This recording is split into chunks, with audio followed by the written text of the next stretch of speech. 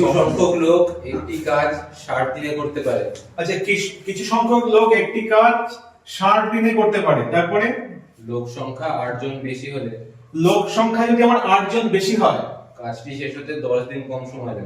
কাজটি শেষ হতে 10 দিন কম সময় লাগছে। আচ্ছা, আমার কিছু সংখ্যক লোক কত দিনে করছে? 60 দিনে করছে, তাই তো? 60 দিনে কিছু সংখ্যক লোক কাজ করছে, তাই বলতে পারি যে x লোক কাজ করছে। এই x লোক কাজ করছে কদিনে? 60 দিনে। এবার কি বলেছে? লোক কি হয়েছে? কমেছে না বেড়েছে? বেড়েছে। কত বেড়েছে? 8। তাহলে বলছে আমার এইবার যে লোক হয়েছে, লোক হয়ে গেছে আমার 8। এবার এরা কত দিনে কাজ করবে?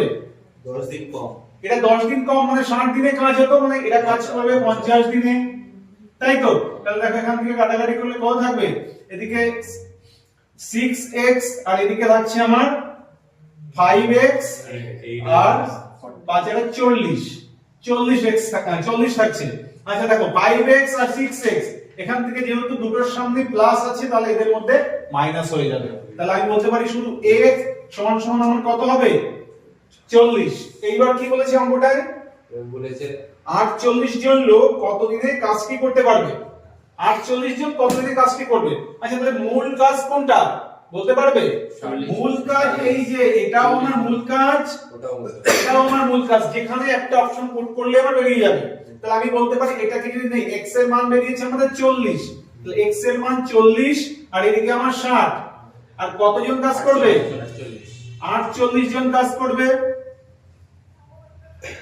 4 বারং 48, 5 বারং 60, 4 10 40।